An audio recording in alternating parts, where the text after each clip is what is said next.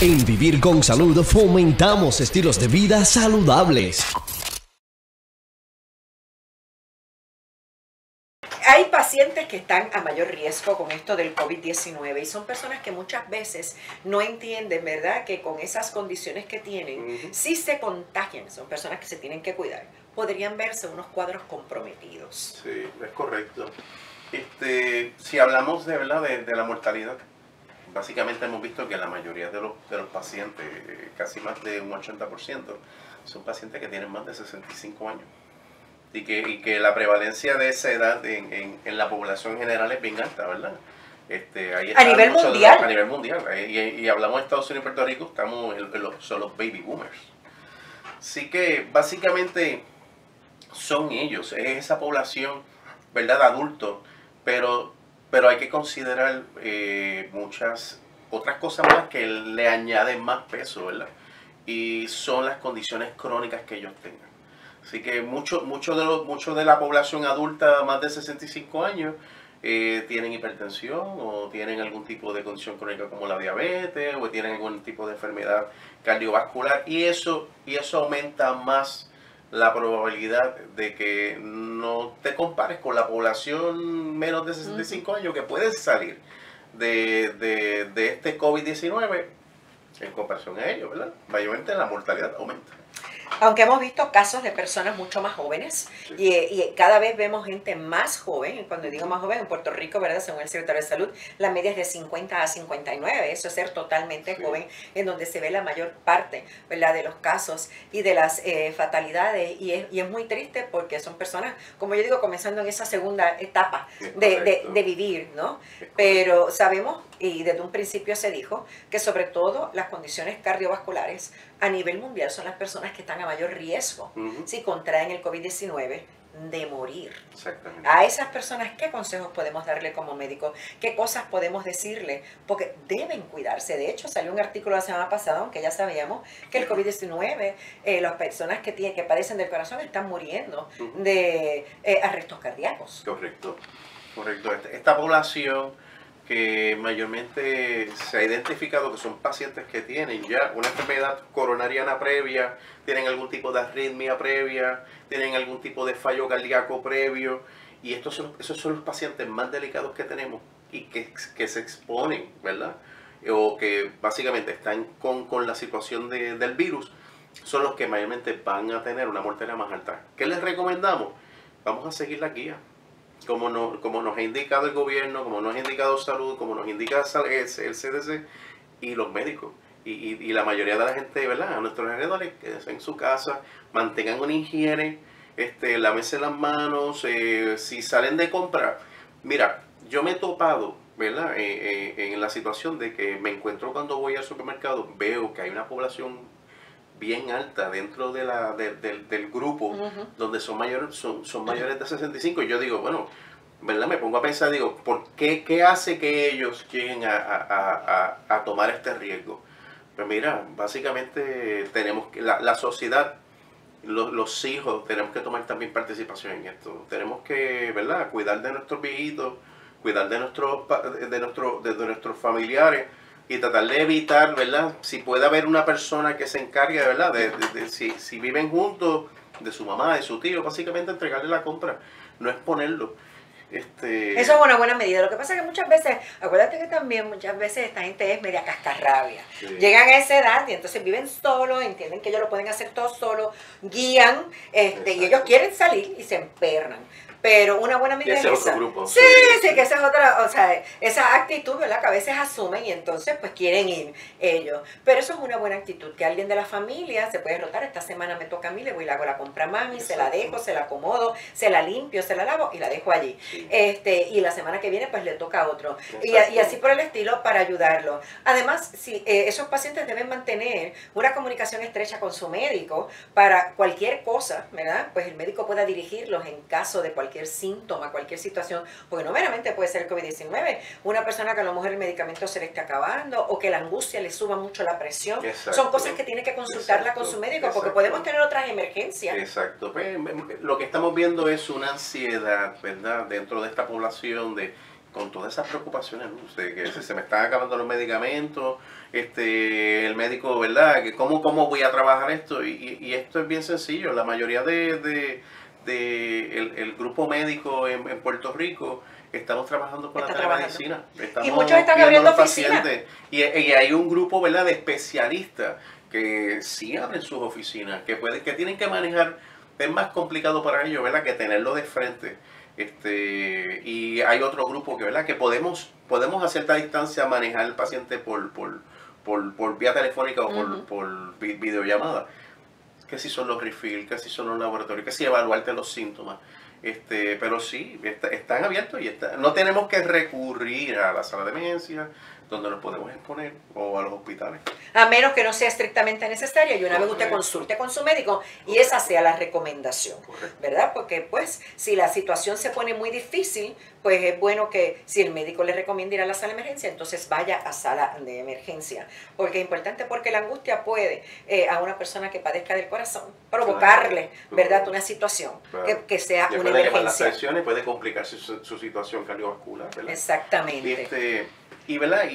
Añadiendo un poquitito ahorita que estuvimos hablando sobre este grupo de pacientes que tienen enfermedad cardiovascular ya persistente, también están los pacientes diabéticos.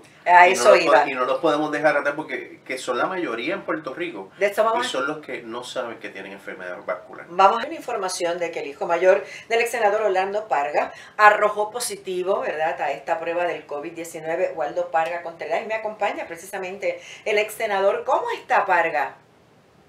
Saludos, Luis Merenda, y a la gente buena que te escucha. Qué bueno escuchar de usted. Hace mucho tiempo que no lo veo. Así es. Y gracias por preocuparte y a toda la gente que se ha comunicado a través de las redes sociales. Pues, muchas gracias.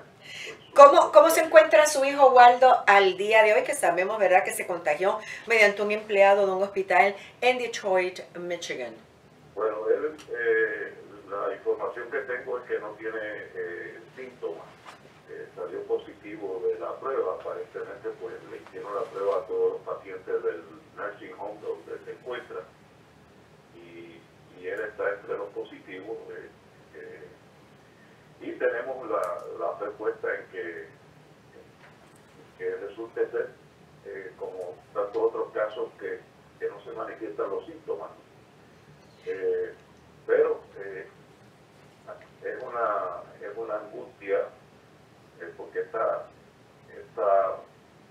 enfermedad pues no te permite ni siquiera acercarse, ni siquiera consolarlo.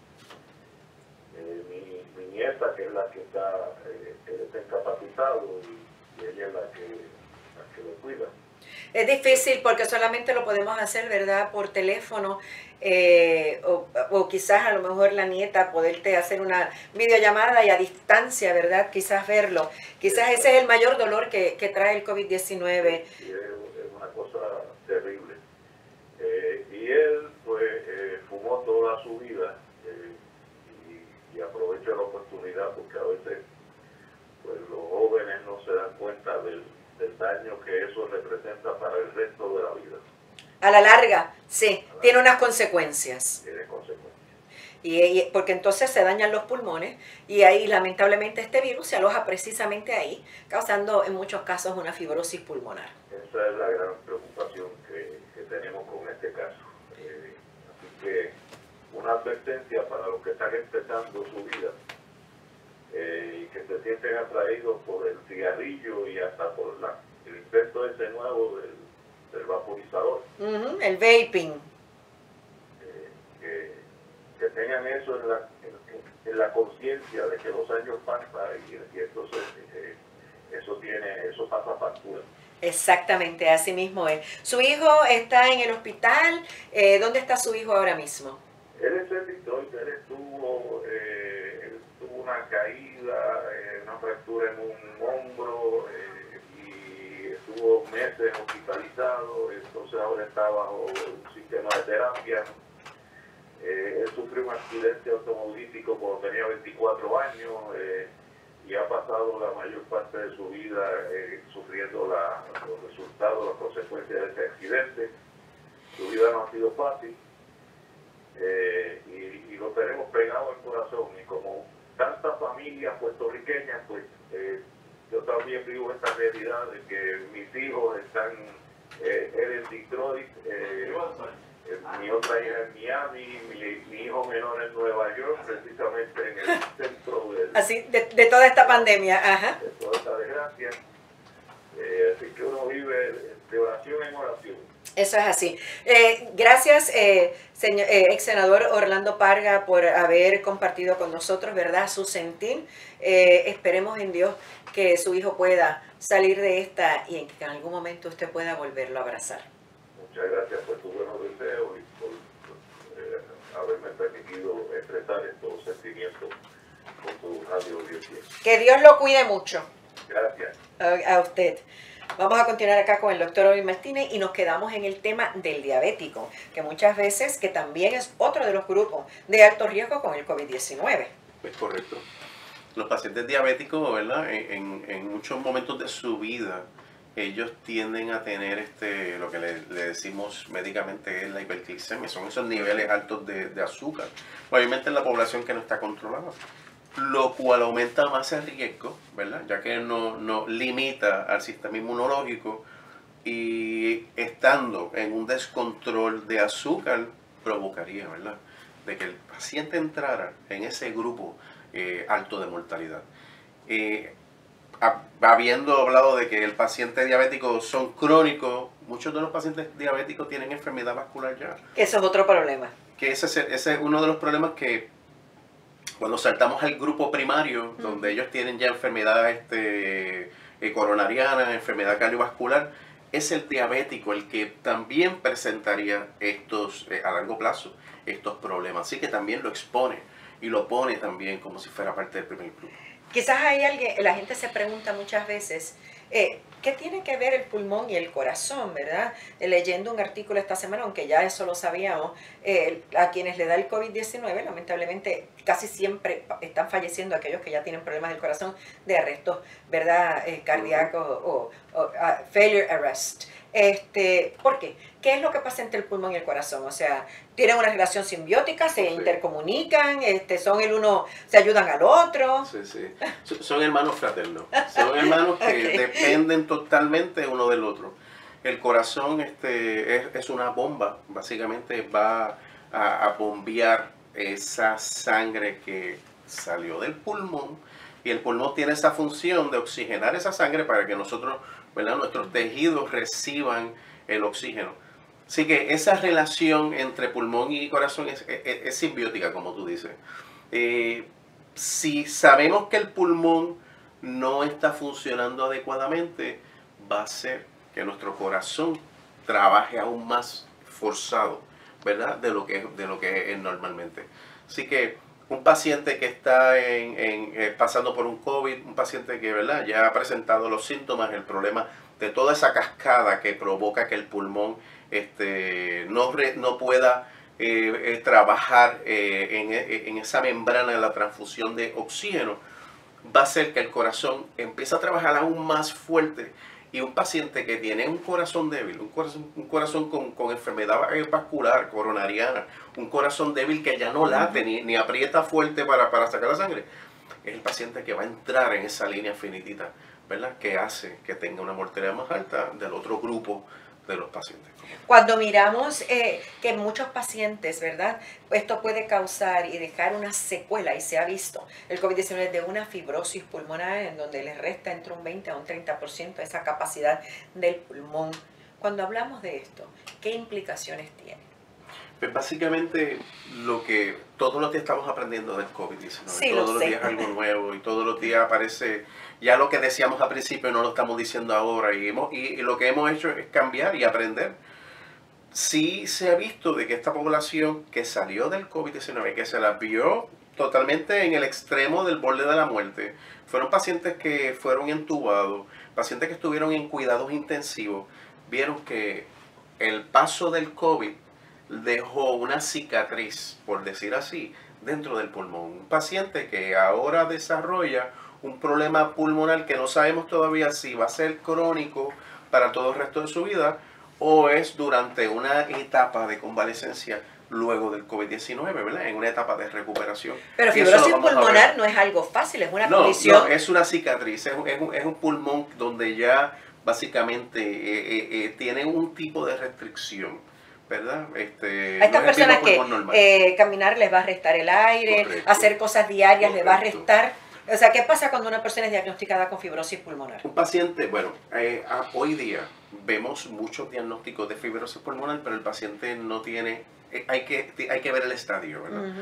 Y hoy día podemos ver comúnmente ese diagnóstico, pero no lo vemos de la manera completa. Un paciente con fibrosis pulmonar de sus dos pulmones, básicamente, es un paciente que tiene una incapacidad de poder repartir o transferir ese oxígeno que él respira y lo pueda transferir a la sangre para que sus células lo reciban. Es un paciente que se va a fatigar y va a ser un paciente que va a vivir con un tanque de oxígeno todo el resto de su vida. O si no, un candidato a trasplante de pulmón. O un paciente candidato, ¿verdad? Según las indicaciones que tenga. O sea que tenemos que cuidarnos y tenemos que, y las personas que tienen ya ciertas condiciones, ¿verdad?, respiratorias, Sí. como las asmas crónicas, las personas que a lo mejor padecen de hipertensión Sí. pulmonar, tienen que cuidarse del COVID-19. Es correcto. Y sí, como dijo el ex senador, ¿verdad? El paciente que es fumador también está dentro de ese grupo de pacientes con alto riesgo. En la lista del CDC, cuando la revisamos, son los pacientes diabéticos, hipertensos, con problemas renales, con problemas de hígado, fumadores.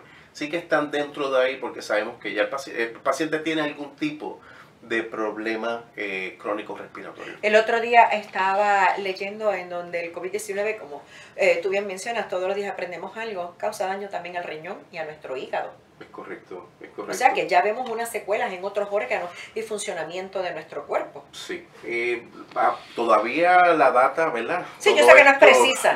Sí, vamos a aprender a lo largo del tiempo, ¿verdad? Pero sí sabemos que el COVID-19 es un desastre en nuestro cuerpo. Ocasiona un problema de salud que va más allá a la parte respiratoria. Todo es una cascada.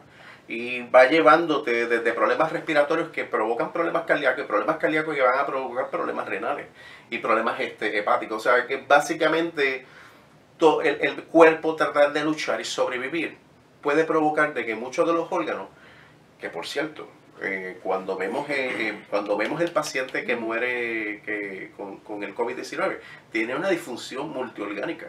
Muchos de los órganos de su cuerpo dejan de funcionar. Así que el que lo pasa va a tener, ¿verdad? Pasó por ese estadio. O sea que por eso es que hay que mantenerse en casa, por eso es que tenemos que ser restrictivos a la hora de salir a la calle y de protegernos con una mascarilla, con guantes y lavarnos constantemente con agua y jabón. Gracias, Orville Martínez, Gracias por haberme la invitación. acompañado con Gracias. el 787-748-9955. Nos vamos a la pausa. Cuando de tu salud se trata, escoge lo mejor. Vivir con salud. Con la periodista Luz Nereida Vélez. Regresamos en breve.